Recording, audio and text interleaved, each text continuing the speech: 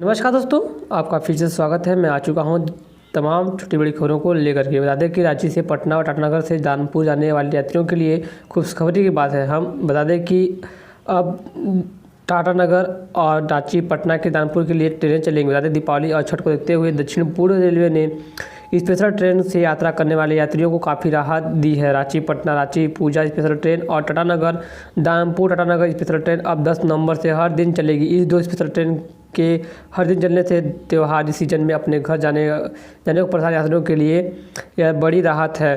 तो वहीं बता दें कि यहाँ पे जो गाड़ियाँ जाने वाली हैं वो अब 10 नवंबर से 30 नवंबर तक चलेंगी और हर दिन चलेंगी। रांची पटना रांची स्पेशल ट्रेनों का परिचालन ट्रेन संख्या 1236-5 पर चलेंगी। रांची पटना रांची एक्सप्रेस ट्रेन के समय 18 की तरह ही परिचालित होंगी। सरना धर्मकोड को लेकर रणनीति बनाने में जुटी है भाजपा। नंदा से मिले बाबूलाल मरांडी और दीपक प्रकाश। बता दें सरना धर्मकोड को लेकर के झारखंड में राजनीतिक सरगर्मी तेज पर है। 11 नवंबर को विधानसभा का विशेष सत्र आहूत है। सत्र को लेकर के पक्ष विपक्ष में रणनीति बन रही है। भाजपा इस मुद्दे को लेकर के अपना पुराना कार्ड फिर से खेलेगी। भाजपा आदिवासी या फिर सरना के नाम से धर्मकोड के पछड़े में नहीं पड़ेगी। सदन के अंदर आदिवासियों के लिए अलग धर्मकोड की पैरवी भाजपा भी करेगी, लेकिन इसके साथ ही सरकार को धर्मांतरण के मुद्दे पर घेरने भी रणनीति होगी। आदिवासियों के धर्मकोड के आरक्षण का मामला अलग है, लेकिन भाजपा की दलील होगी कि धर्मांतरण के कारण आदिवासियों का एक मारा गया है, भाजपा हक मारा गया है और भाजपा के निशाने पर ईसाई वाला मामला होगा। बता दें कि इस मुद्दे को लेकर के भाजपा विधायक दल के नेता बाबूलाल मरांडी, प्रदेश अध्यक्ष दीपक प्रकाश और भाजपा एसटी मोर्चा और राष्ट्रीय अध्यक्ष एवं राज्यसभा सांसद समीर उरांव रणनीति बनाने में जुटे हुए हैं। भाजपा विधायक दल के नेता श्री मरांडी का अध्यक्ष श्री प्रकाश कुमार राष्ट्रीय अध्यक्ष जेपी नड्डा से दिल्ली में मुलाकात भी की थी और इस मुलाकात में एसटी मोर्चा के राष्ट्रीय अध्यक्ष समीर उरांव भी मौजूद थे। इसमें सरना धर्मकोड को लेकर के पार्टी और स्टैंड पर चर्चा हुई और भाजपा नेताओं ने पार्टी दूसरे अलावा नेताओं को से भी मुलाकात की। बता दें कि बसों की सीटें खाली रहने से संचालक परेशान हैं। भाड़ा को लेकर के संयम बरकरार है। बता दें कि राज्य के अंदर और दूसरे राज्यों के लिए रविवार से सोशल डिस्टेंसिंग की फ्री बसों का परिचालन शुरू हो गया है। सभी जगहों के लिए बसों का परिचालन शुरू होने से एजेंट संचालक और स्टाफ खुश दिखे। हालांकि यात्रियों की संख्या कम होने के कारण संचालक परेशान नहीं दिखे। बताया जाता है कि दीपावली के बाद यात्रियों की संख्या में इजाफा होगा। खासगड़ा बस स्टैंड में रविवार को रौनक दिखी। इसके बता दें कि कुछ अखबारों के कुछ खबरों के मुताबिक बताया तो किरायों की दर प्रकाशित होने के किराया को लेकर के यात्री कन्फ्यूज दिखे हैं। कि वहीं एजेंडा का कहना है कि यात्रियों की संख्या अभी काफ़ी कम है। इसके अलावा डीजल में 15 रुपये की बढ़ोतरी और सैनिटाइजेशन मास्क के खर्च और ड्राइवर के केबिन में यात्रियों को नहीं बैठाने के आदेश से बस संचालकों को काफ़ी नुकसान हो रहा है। फिर भी यह लोग लॉकडाउन के पहले का ही किराया यात्रियों से ले रहे हैं। बता दें कि धनबाद में हुए भू अर्जन घोटाले में आरोपी पदाधिकारियों और कर्मचारियों के विरुद्ध में प्राथमिकी दर्ज कर कार्रवाई की जाएगी। वहीं धनबाद में ISM के विस्तार के लिए 3.2 एकड़ जमीन अधिग्रहण के मुआवजा में अनियमितता के मामले में भी 2 अफसरों पर प्राथमिकी दर्ज की जाएगी। मुख्यमंत्री ने उक्त दोनों मामलों में कार्रवाई संबंधित प्रस्ताव स्वीकृति दे दी है। दोनों मामलों की जांच भ्रष्टाचार निरोधक ब्यूरो ACB कर रहा है।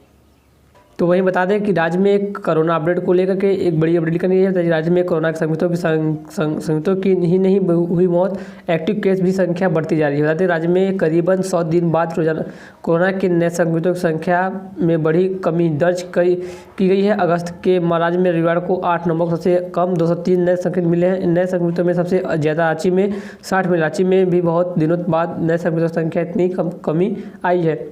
इसके बाद हजारीबाग में 24, बोकारो में 20, धनबाद में 15, भूमि सिंह में 13, देवघर में 11, लातेहार में 7, साहिबगंज में 6, गमला में 6 और ऐसे ही सभी को मिला करके गढ़वा, गिरिडीह और सिमडेगा में 1 शामिल है। रविवार को 302 नए संक्रमितों को मिलने से राज्य में कुल संक्रमितों की संख्या 1,04,442 पहुँच गई है। एक्टिव केस की संख्या बात करें तो यहाँ पे 4,471 पर पहुँच गया है। तो वहीं दोस्तों एक खबर करके पारा शिक्षक को लेकर के बता दें कि पारा शिक्षक से 2 की हत्या की कर दी गई है।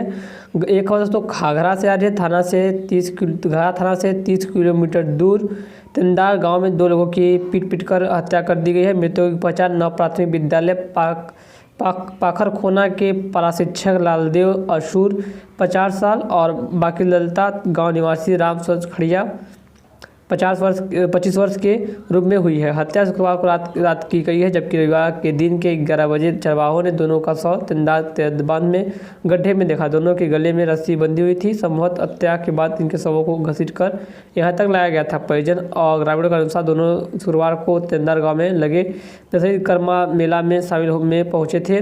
पारखोना गाँव में निवासी मृतक लालदेव असूर अहिम जनजाति समाज का था। उसकी पत्नी राजमुन्नी असुरानी के अनुसार लालदेव शुक्रवार की रात कर्मा मेला में बांधा बजाते देखा गया था। उसके बाद से ही वह घर नहीं लौटा। उधर मृतक राम सूरज खड़िया की पत्नी इरमतई खड़ियाई ने बताया कि सुबह को यह अपने पति के साथ मेले में गई थी। चूँकि पति शराब पीता था, इसलिए वह उसे मेले में छुड़कर घर लौट आई। तो ऐसे तो बता दें कि दोनों पारा शिक्षक थे, जो कि नौ प्राथमिक विद्यालय में शिक्षा दे रहे थे बच्चों को। तो वहीं दोस्तों बता दें कि एक झारखंड से खबर निकल के शिक्षा मंत्री को, तो शिक्षा मंत्री का हाल जानने के लिए चेन्नई पहुंचे बादल। बता दें कि कृषि मंत्री बादल पत्रलेख रविवार को चेन्नई के अस्पताल में भर्ती शिक्षा मंत्री जगन्नाथ महतो को देखने पहुंचे। उन्होंने उनके पुत्र राजू महतो और डॉक्टर अपर जिंदल से मुलाकात कर उनकी स्थिति की जानकारी ली। श्री महतो को बी पॉजिटिव रक्त की जरूरत थी। इसके लिए गृह मंत्री बादल ने जगन्नाथ महतो के लिए चेन्नई के एमजीएम अस्पताल में रक्तदान किया। कांग्रेस प्रवक्ता आलोक दुबे ने बताया कि मंत्री बादल पत्रलेख ने दादा लाल पत्रलेख का दुमका में रविवार को दिन 11 बजे निधन हो गया। मंत्री बादल ने कहा कि बाबा के निधन से दुखी हूं, लेकिन अब वहां पहुंच नहीं सकता हूं। उन्होंने कहा कि मुख्यमंत्री हेमंत सोरेन ने भी तमिलनाडु के मुख्यमंत्री से संपर्क में है। श्री महतो के बेहतर इलाज की पूरी व्यवस्था की गई है। उम्मीद है कि जल्द ही स्थिति सुधरेगी और उन्हें विश्व की सबसे अच्छी चिकित्सा सेवा मिल रही है। ये साथ ही दुआ की जरूरत है। वहीं जगन्नाथ महतो के पुत्र अखिलेश महतो उर्फ राजू महतो ने कहा कि मेरे अभिभावक तुल्य बादल ने पूरे परिवार को भावुक कर दिया। उन्होंने मेरे पिता के लिए रक्तदान भी किया।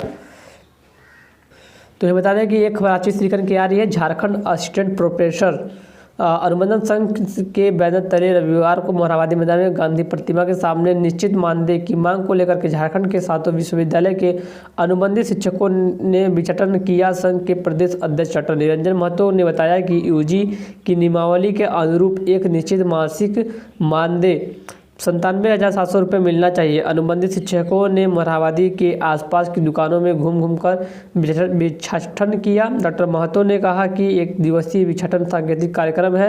यदि राज्य सरकार झारखंड के स्थापना दिवस पर अनुबंधित शिक्षकों के हित में सकारात्मक संदेश नहीं देती है तो छठ पर्व के बाद अनिश्चितकालीन धरना प्रदर्शन किया जाएगा। भिक्षाटन में doctor Richu Nayak, doctor Ajaynath Sahdev, doctor Anjana Singh, doctor Arind, doctor Bhadi Prakash Urra आदि शामिल हुए। तो वही बता दें कि एक खबर शिक्षा विभाग की तरफ से, जो कि वर्ग 9 से 12वीं तक का संशोधित सिलेबस जो था उन्हें व्हाट्सएप भेज पर कर दिया गया है। शिक्षा विभाग ने रविवार को 8 नवंबर को कक्षा 9 से 12वीं तक का संशोधित सिलेबस जारी कर दिया गया है। सिलेबस में 40% कटौती की गई है। संशोधित सिलेबस व्हाट्सएप ग्रुप के माध्यम से सभी जिलों को भेज दिया गया है। ट्रेनिंग मटेरियल भेजाने को लेकर के बनाए गए ग्रुप से जुड़े शिक्षकों को भी सिलेबस उपलब्ध कराया दिया गया है। शिक्षकों को बच्चों को सिलेबस भेजने के लिए कहा गया है। इसके अलावा वैसे बच्चों को व्हाट्सएप ग्रुप से नहीं जुड़े उन्हें अलग से सिलेबस उपलब्ध कराया जाएगा। संशोधित सिलेबस सभी विद्यालयों को भी भेजने का निर्देश दिया गया है। बता दें कि कक्षा 1 से 12वीं तक के सिलेबस में 40% की कटौती की गई है और सभी परीक्षा संशोधित सिलेबस के आधार पर ही ली जाएंगी। तो वहीं एक खबर लिखा गया, जेटेट अंग निर्धारण में एकरूपता नहीं, जैक ने मांगा देश। बता दें कि झारखंड शिक्षा पात्रता परीक्षा की यानी कि जेटेट की नई नियमावली बनने के बाद परीक्षा में नहीं हो पा रही है। वर्ष 2019 में झारखंड शिक्षक पात्रता परीक्षा की नई नियमावली बनाई गई थी।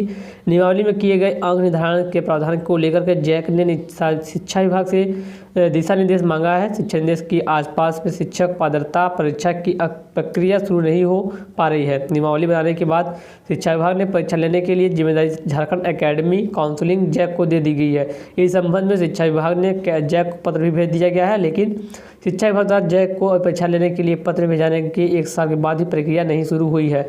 शिक्षा विभाग से पत्र प्राप्त होने के बाद जैक ने परीक्षा जल्द शुरू करने की बात कही। तो दोस्तों यही थी कुछ आज की ताज़ा खबर जो कि झारखंड की तरफ से आ रही थी। तो हमें उम्मीद है कि ऐसा खबर पाने के लिए हमारे चैनल को सब्सक्राइब जरूर कीजिएगा और इस खबर को ज़्यादा से ज़्यादा लोगों के पास शेयर जरूर कीजिएगा ताकि बच्चों के पास सिलेबस पहुंच सके और कुछ अच्छी जानकारी भी पहुंच सके। दोस्तों फिर मिलते हैं ऐसे नए खबरों के साथ, तब तक के लिए हमारे चैनल में बने रहिएगा, चैनल को सब्सक्राइब जरूर कीजिएगा। तब तक के लिए जय हिंद।